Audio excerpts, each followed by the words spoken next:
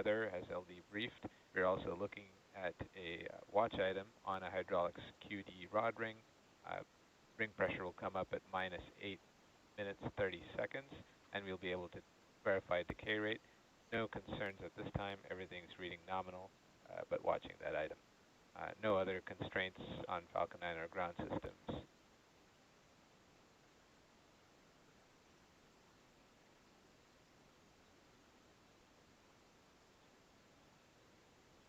Stage 2 RP1 bleed is complete.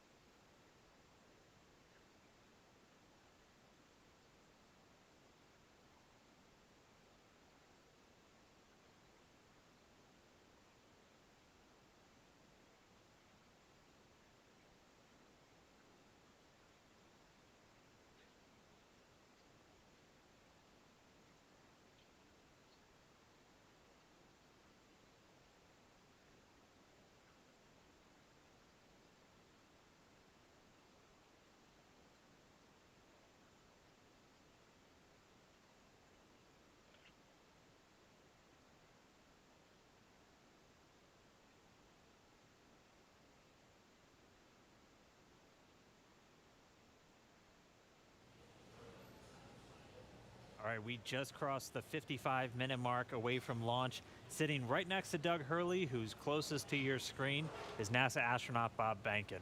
He is the Joint Operations Commander for Demo 2, and Behnken previously flew on 2 space shuttle missions, STS-123 and STS-130, and also served a tour as Chief of the Astronaut Office. So here's a little bit more about the man who said testing out a brand new spacecraft is an astronaut's dream.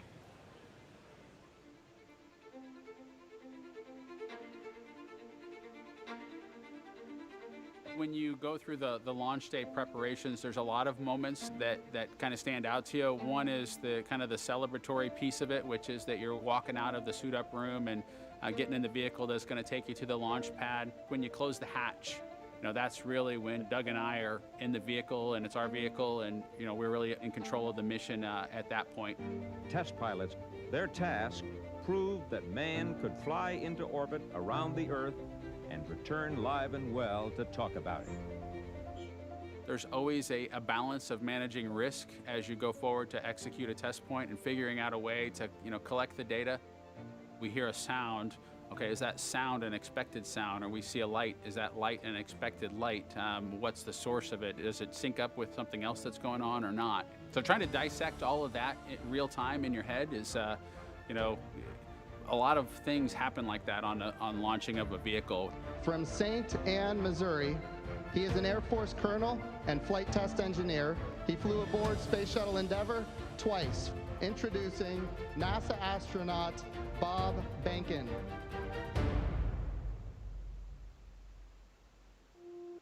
My career at NASA has kind of spanned a couple of decades at this point. I arrived with the class of 2000.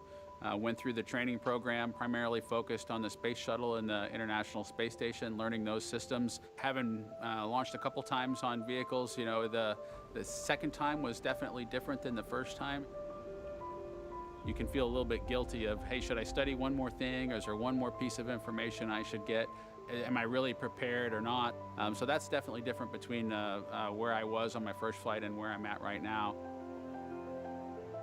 It's been really interesting, I think, for both my wife and I to have gone through the process of seeing each other launch in space. I've seen her take that risk and had it be in front of her, and I've done that to her. And there's just something different about watching a rocket launch when there are people on board. You feel a little bit differently about the pit of your stomach, and I can only tell you it's multiplied significantly when it's somebody that you know, and then somebody, of course, that's a family member. It's even multiplied more.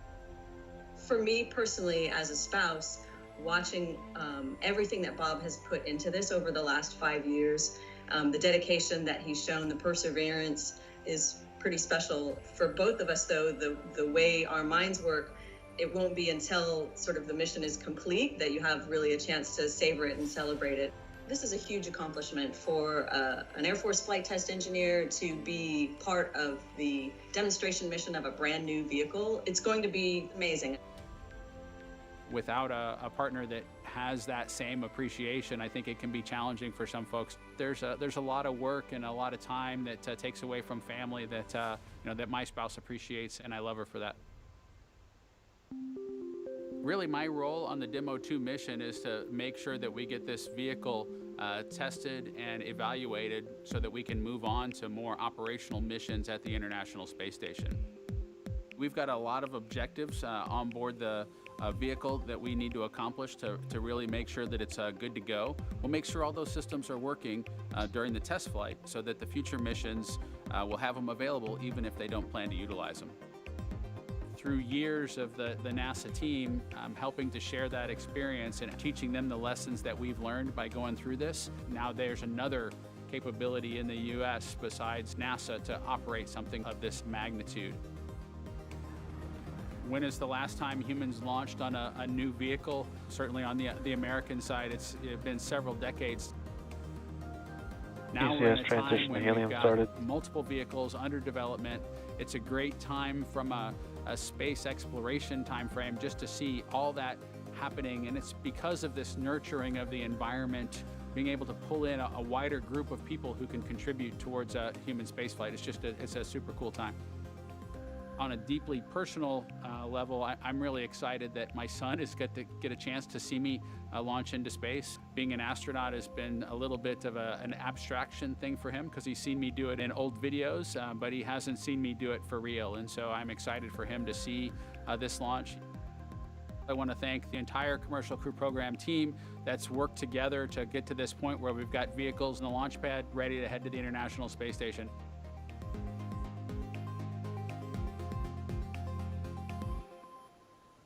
We're just over 49 and a half minutes away from launch of the Falcon 9 carrying Dragon to the space station.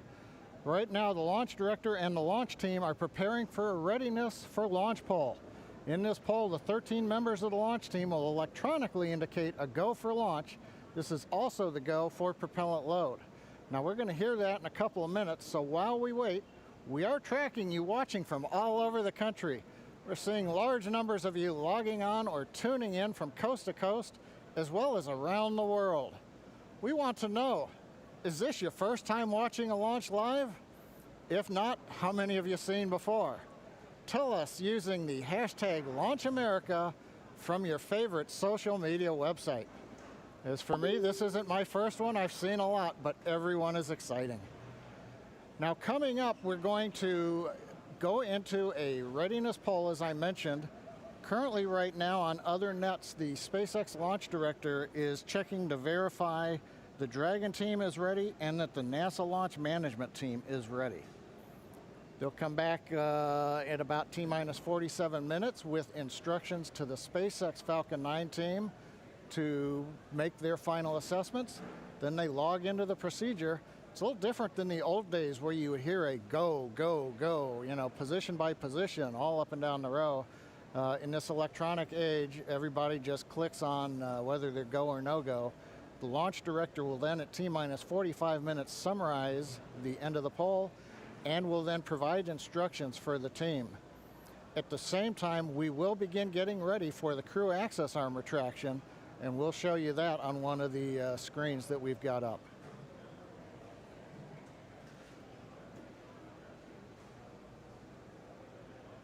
Now currently we are continuing to monitor the weather. The weather is still red. It is improving. We're looking at one cell between the radar and the pad. We're keeping our fingers crossed that conditions will improve, but we're going to be watching that for about another 15 minutes. So it looks like we're going to be good to begin propellant load once we hear the polls, but we still have to get the get the range green so that we can actually do the launch in just 47 minutes from now. Let's listen to the countdown net for a moment.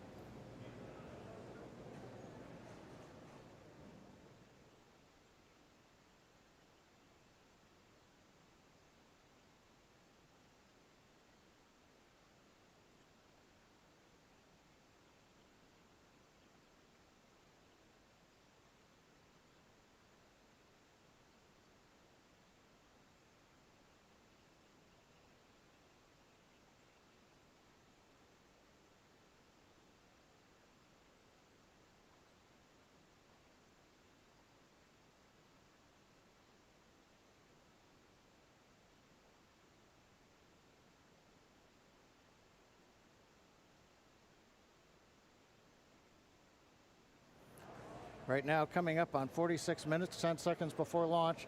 Didn't hear any significant chatter coming over countdown 1. Yes, launch director in the countdown net. Pull is complete, and we have a go to proceed with propellant load. Launch control, proceed with swing in the crew arm. Arming crew arm movement for T-minus 45 minutes. Thank you, launch control. A reminder in control room on hold and launch escape protocol. For non-urgent no-go conditions, brief CE or LD, and it will approve aborting the launch auto sequence and proceed to launch abort. For urgent issues affecting the safety of the operation, operator shall call hold on the countdown net. Launch control will abort the launch auto sequence immediately and proceed into the launch abort auto sequence. Operator shall also advise the launch director whether structural breakup or fire is imminent or occurring per Dragon manual escape flight rules. Remainder on fire alarm instructions. Here in firing room 4, in the event of a fire alarm, key operators, previously briefed, will remain at their post while the alarm is evaluated. In the event that personal safety is threatened, we will evacuate to the south-facing emergency exit, which leads directly outside. One final reminder, they'll be arming the launch escape system momentarily. Need all personnel, please stay in your seats from now through orbit insertion and Dragon separation from the second stage. Crew access arm retract has started. And you've heard Mike Taylor, the SpaceX launch director, give instructions to the team. We've also just heard the call. The crew access arm retraction is underway. Great view from the camera inside the White Room as we see the arm moving away from the Dragon capsule, one of the major events necessary to get down to T0. The next one coming up will be arming of the escape system on the Dragon capsule. Now, right now, the next plan for Falcon 9, T-minus 35 minutes, we will begin loading propellant onto the first and second stages. Now, currently, Falcon 9's looking good, Dragon's looking good. The range continues to be go for launch in terms of the clearance around the launch pad, both the air and the sea space.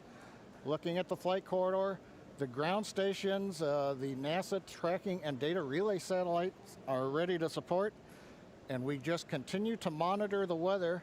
Our team is getting constant updates. We're monitoring weather data sensors around the launch site, looking to make sure that we can get everything into the green position.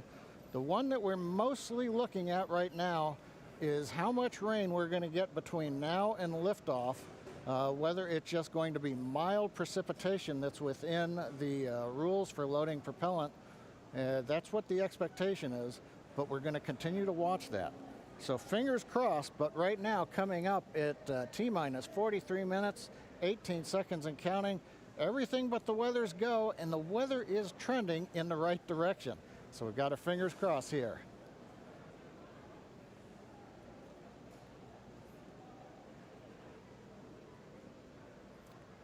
At this time, we're going to send it back over to Kennedy Space Center as the action is picking up on the launch pad. Thanks, John I. Now that countdown clock is continuing to tick, and we are 42 minutes and 46 seconds away from launch. Now, as you just saw, the crew arm retracted. That is the last major visual milestone before liftoff. And we should be hearing out on the net soon confirmation that the launch escape system is armed. When that happens, all 8 of the Super Draco throttle valves are opened, which means that those engines can ignite. For section 7. Okay. So that means those 8 throttle valves are opened, and if those Super Dracos needed to fire in order for Dragon to escape off of the pad, they could. And so things running just a little bit ahead of schedule right now. Fuel bleed is complete.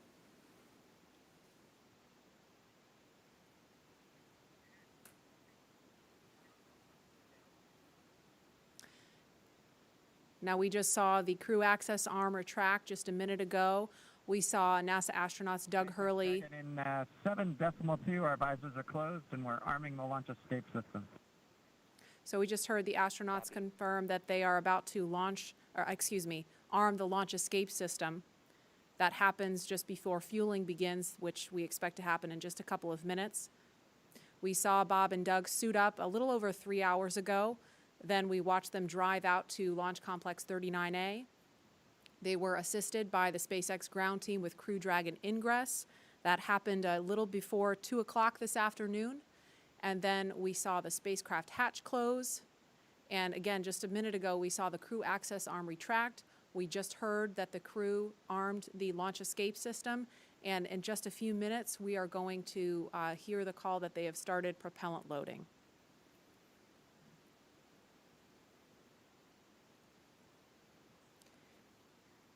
Launch escape system is verified armed. So we just heard that verification that the launch escape system is armed. We're switching to GN2.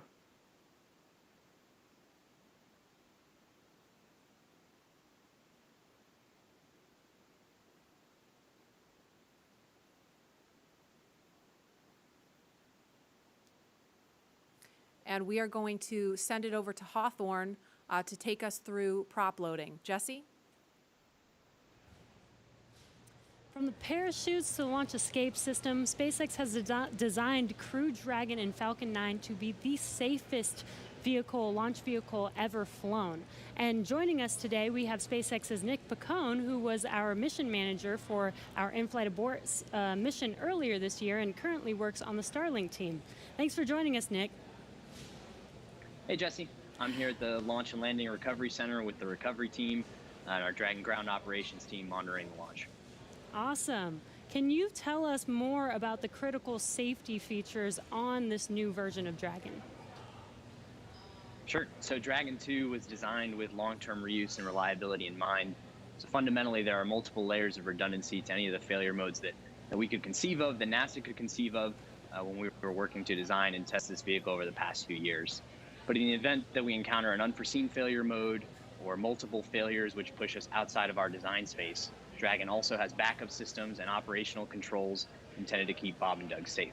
I'm sure you've heard a lot about it today, but the launch escape system is the primary backup system that we have from the moment that the vehicle is here on pad being fueled all the way up until orbital insertion.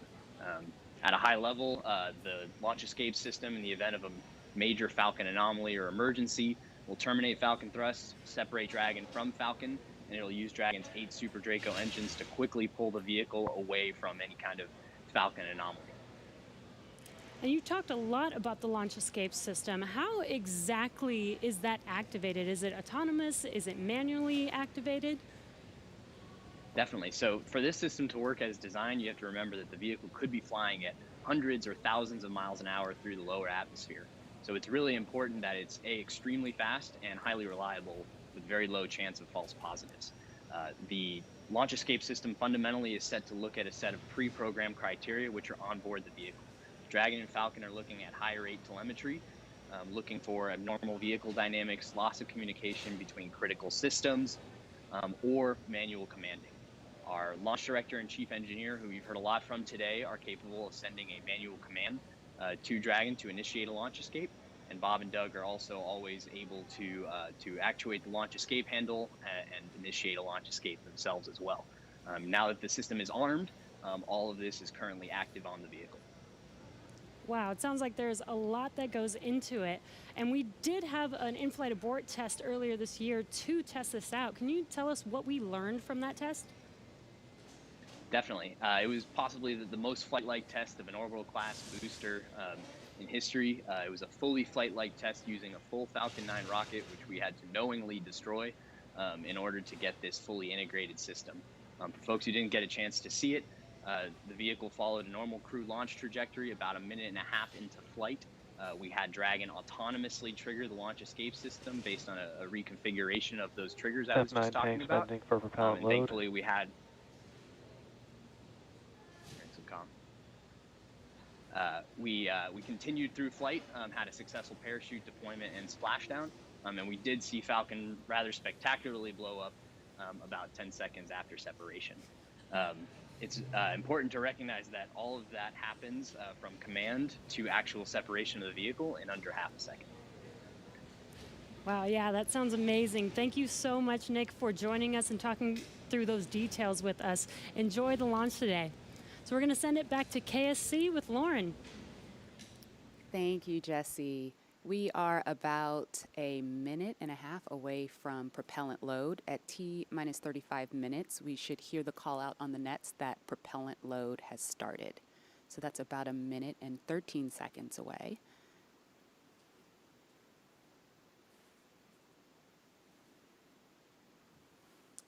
Hey, Marie and Lauren, I am getting goosebumps over here. It's just an exciting moment. When I was sitting in the vehicle, when we retracted everything, when all the prop was getting loaded up, I was just going through my crew notebook. I was thinking about, what my first step would be if there was a malfunction, because usually everything goes nominally when you fly to space, but you have to think about the things that you have to take care of, the first steps you have to take care of. And on my mission, I was calling out the abort calls, like if we had lost an engine, where would we go next, when the different abort calls around the country and around the world. So I think that's what those guys are probably thinking about now, and just really getting ready for this mission to go off. Absolutely, and we're just now about 20 seconds from when we expect propellant loading to start. Again, that's fueling of the rocket. All right, we're getting close. We should hear that call out any second now on the nets. So let's listen in. Propellant load has started. Fantastic. So prop load has started. We've started loading liquid oxygen on stage 1 and stage 2. Liquid oxygen and RP1, which is our rocket grade kerosene.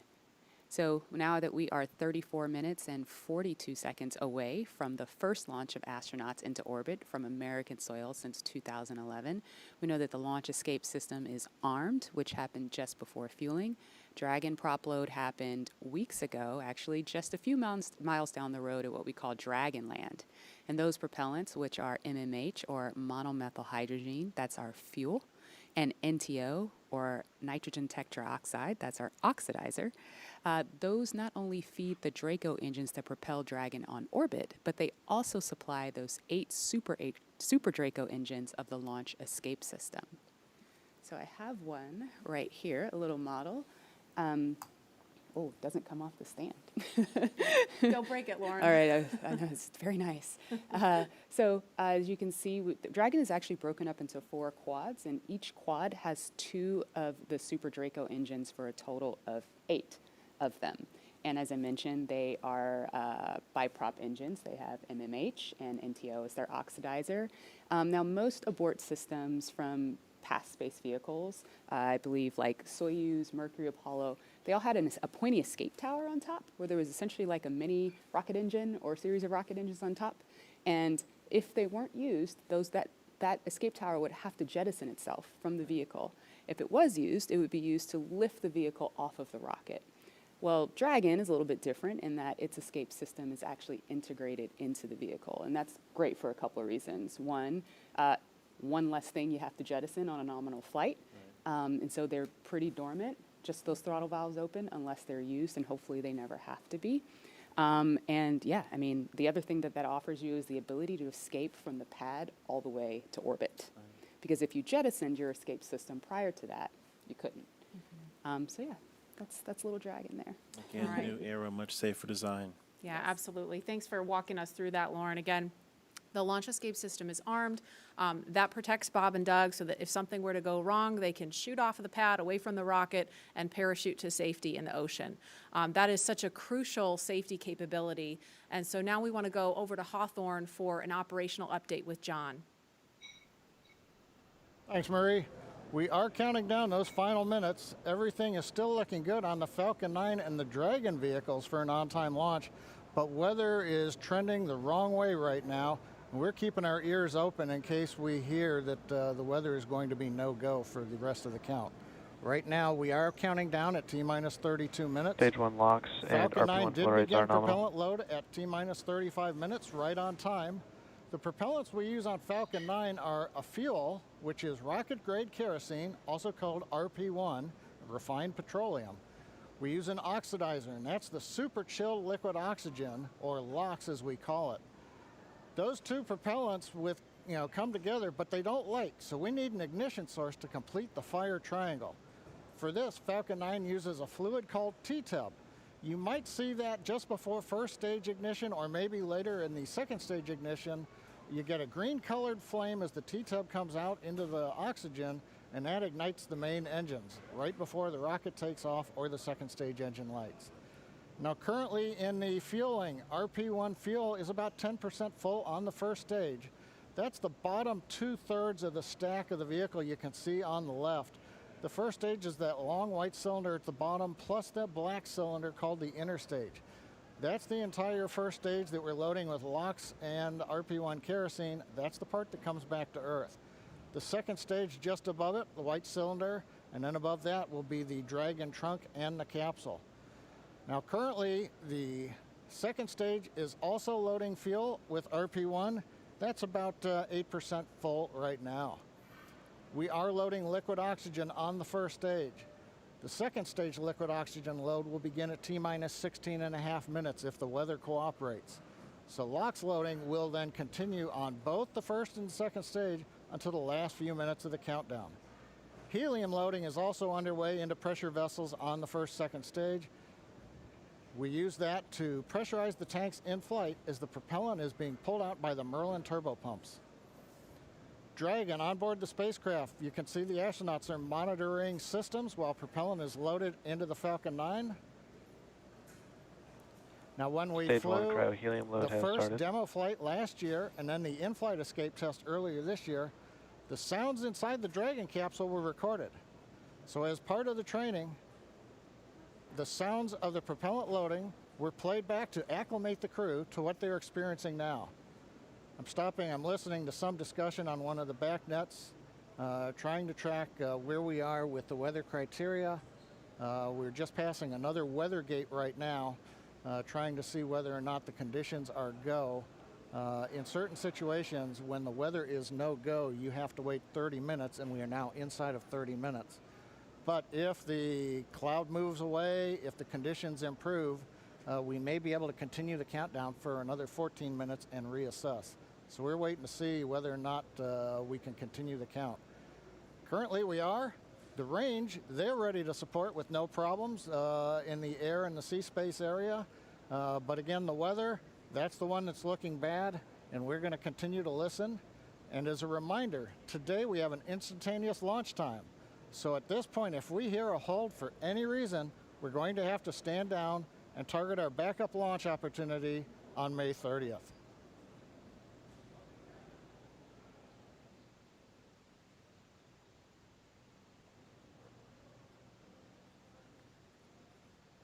For Demo 2, Bob and Doug's flight to station will take about 19 hours, and their journey is fairly similar to the trip our cargo Dragon makes back and forth to the International Space Station, with two noticeable differences: docking and splashdown.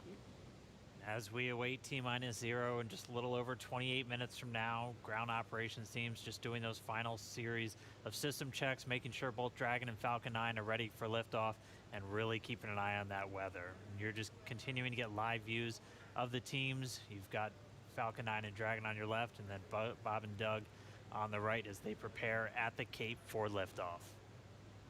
Once we hit T0 and a successful launch occurs, we will watch Falcon 9 and Dragon make their ascent until Falcon 9 and first and second stages separate and send Dragon on its way to the space station.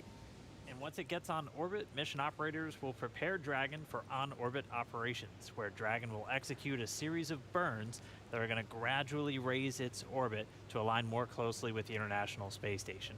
And you're seeing some of that track in the animation on your screen right now. After doing enough of those burns, they'll put Dragon... Oh, sounds like we're going to get a weather update real quick for the crew. Go ahead, Spacer. Yeah, we're currently just evaluating a constraint on the field mill rule, which looks at lightning energy dissipation. We expect to have an update at about T-minus 20, and more information there on whether we would be able to continue into the prop load or scrub at that time.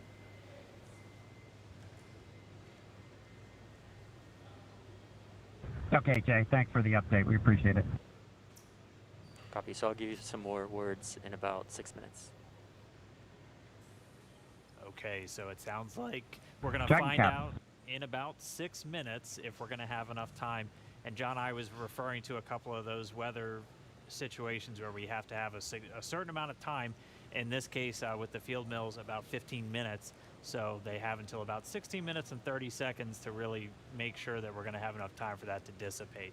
So we're going to be listening for that weather update in just a couple of minutes, but it is going to be a pretty interesting trip uphill for them once they actually get on orbit. And a very exciting countdown with 6 minutes to figure out if we are launching today. But targeting back to what we were talking about, next Dragon will make its approach and actually dock with the space station. This is a very different process from what we've seen with Dragon cargo deliveries in the past, which used a process called berthing. Now, berthing requires a spacecraft to approach the station and then stop so a crew member can maneuver the station's robotic arm to capture the spacecraft. Docking on this version of Dragon can be done autonomously. Stage 2 cryo-helium load started. Autonomously with no crew aboard the station. It's typically a faster process, both when arriving and leaving, but it does still require pinpoint accuracy to approach safely. Once captured, a spacecraft then gets attached to a common berthing mechanism. It's the same type of port that we use to connect each of the modules together on board station. It's a little bit slower process than docking, but the hatches are significantly larger than docking ports, which makes them perfect for bringing up large cargo items. Dragon will spend up to 120 days docked before preparing to return home. Following successful completion of Dragon's test objectives and cargo loading operations, the crew will close out the cabin, perform final system checks, and configure the vehicle for undocking. Once the automated undocking sequence is complete, Dragon will complete 2 departure burns using its Draco engines, pushing it away from the space station. And then after Dragon departs the station, it's ready for its trip home. And that'll have deorbit entry and landing and a number of other operations. If you're looking at this animation, it might look like we're playing the one we played originally in reverse, because that's kind of how it goes, but just a little bit quicker.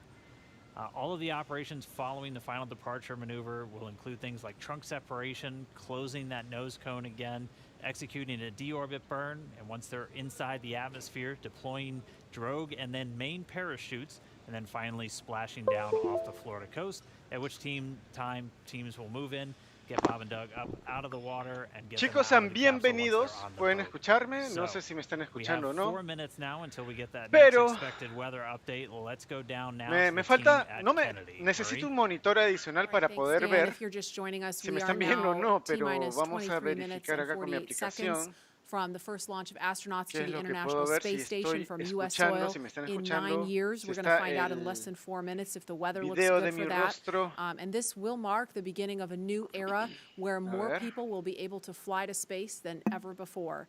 In fact, we took a poll a little bit earlier to ask you if you had the opportunity to fly to space, would you go? And 86% of those of you watching answered that you would go Bueno, to space. según OBS, estoy I conectado. think, realizing that you don't have to be a military astronaut or a NASA astronaut to fly in space. You can be a regular just a regular person going off to space on a Pero SpaceX quiero type saber rocket. si So me I think escuchan. that's why the numbers are so high. Yeah, and we are really thrilled to see all the folks watching along online. I know we ¿Cómo certainly hope están that todos los que that this están is a go, but viendo? Si we're son we're going pocos, to hear a son little muchos, no bit sé of a cuántos weather son. update in less than 3 minutes Pero now. And Leland, les I know comento they're waiting ahora for a en weather vivo. update, and they've come, almost all the way down the count. What do you think Bob and Doug are thinking about right now? We no on sé si 120, puedo STS oír. 129, No sé si we me were oigo. having some weather problems, and I think we ver. were getting close to the countdown. And then it seemed like the sky la just aplicación, cleared sí, up right pero above our heads. We saw it and we knew no we were going. puedo And saber, we estar always know that seguro de eso. you can have any types of delays, fuel prop delays, all kinds of things that can happen. But we've trained over and over and over again Me for imagino these que lo que types of estoy viendo scenarios. es And con so demora, we no want to me be puedo safe. We fiar want de to be eso. safe for our families. Según And esto, hola, we'll, según esto sí. do this another day if it doesn't work with the weather. I love that John I always says Lo que está weather. It's that pasando thing that everybody ahora talks about, but es no one can do anything que about it. están esperando And it is que el this tiempo interesting mejore. thing that Probablemente, just, you know, si es que el tiempo no succumbing mejora, to se Mother va a Earth, she's abortar going to tell us if we este can go or not lanzamiento today. de la Crew Dragon. Well, if it happens, I mean, look at it this way. Bob and Doug got one really great rehearsal in, right? It's always Como best to pueden ver, practice todo and está practice and nublado practice, y yes. están esperando que se disipen las nubes. So again, we're less than 2 minutes now from that weather update that is going to go directly to minutos Bob se and va a Doug, saber and we si es will que quiet va a down haber so we can listen in lanzamiento o for no. that, because I know we can't wait to find out what that is, and Those of you watching that have been following along, we are eagerly awaiting to Dice, hear para todos los que están whether the viendo en weather is este going to be a momento showstopper today. este lanzamiento, estamos esperando todos por noticias de lanzamiento.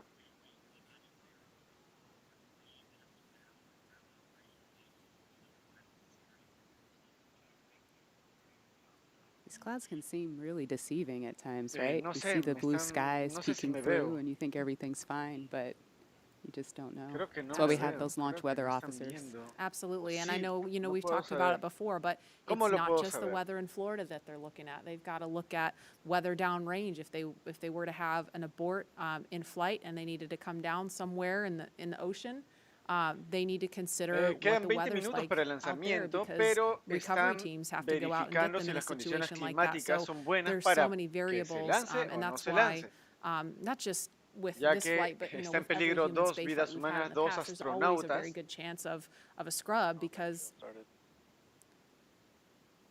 you do have so much criteria that you have to meet. And we're going to listen in now. We're just seconds away from a weather update. Stage 2, RP1 load complete. Hay 7 minutos de demora. Es por eso que no estoy yo viéndome acá en la transmisión en vivo. Porque hay, claro, 27. Entonces dentro de un ratito estaría yo That is liquid viéndome acá. oxygen you see venting off the rocket. That's completely normal and expected. Pero bueno, como les decía, Standing by todo for a lo que weather están update. viendo en este momento no es humo, Unless you can give us es another, simplemente 10 vapor de minutes. agua. I don't think Pero we're ¿por gonna qué get este there, vapor de agua? Porque with any of the el rules today. combustible que usan I'm gonna este give you tipo de 10 cohetes minutes.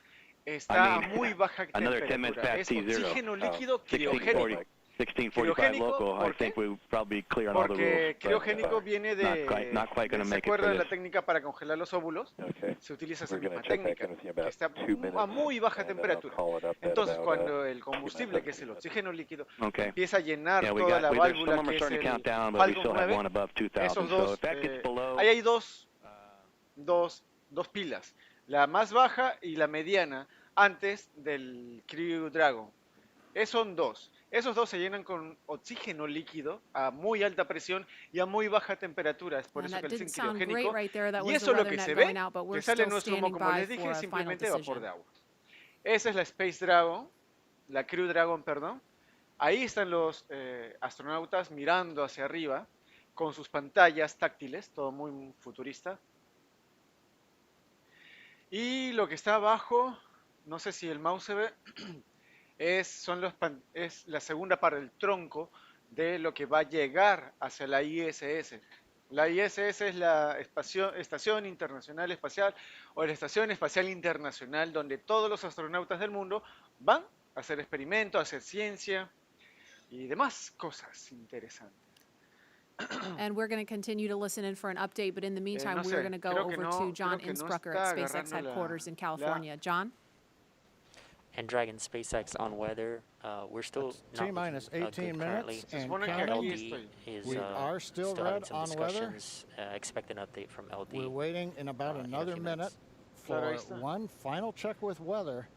We're going to check at Okay, T-minus go ahead and copy. 17 minutes possibly. We don't really expect that things will have improved. The weather officer was not optimistic that the weather would clear up that rapidly. We did hear the launch director, Mike Taylor, joke that, if we Sí, aquí estoy. could move 10 more Estoy seguro minutes que me veo yo. past the T0, No estoy seguro si weather la conditions may transmisión- improve, but Mike was not able to do that. We have an instantaneous window today. So at 17 minutes, we want to make that call because shortly after that, we will begin loading liquid oxygen onto the second stage. So if we're not going to have the opportunity to launch, if the Están clock's going to diciendo run out, que stand están, by. Continue to por más violate que estén couple llenando different los weather tanques del rules combustible necesario now para do not despegar, expect to clear in time no, to allow for no se launch sabe a today. ciencia cierta si eso va a pasar. And today's launch attempt, ¿Por qué? launch control would end Porque las launch condiciones auto climáticas sequence tienen and que ser proceed corroboradas to launch nuevamente. or auto sequence, please. ¿Ven? Ahí Launch ven las abort has pantallas started. táctiles.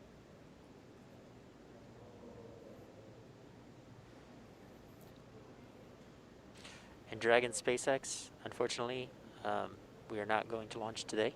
You are go for 5.100 launch scrub. No se va a no habrá lanzamiento hoy día. 5100, it Una was a good triste effort by noticia the teams, and we understand, por and we'll toda la meet you there. preparación que existe. Copy all. Una We've heard muy the call triste from noticia the para crew. They toda la have been preparación que informed. hubo Launch hasta el día de director hoy, Mike Taylor que por culpa del has called a clima scrub for the day. no se, And we no se got the lanzó. feedback when the Dragon team informed Bob and Doug. They said we gave it a good try, but they understand, and we are here to try another day. So right now we did officially hold the clock. It looks like at T-minus 16 minutes, 54 seconds. The launch automatic sequence that controls the Falcon 9, the loading of propellants, the cycling of valves, that is also stopped. We now Todo fue proceed into parado. what is a normal scrub sequence for us. We practice this every launch. So now we move into Esta safely secuencia taking the de propellants, porque the han abortado pressurization gases el back off lanzamiento the first and se second practicó stages. muchas veces. As things get into a safe configuration, then we will Todo tiene disarm una the escape configuración. system on Dragon, and Go we'll ahead, bring the Mike. crew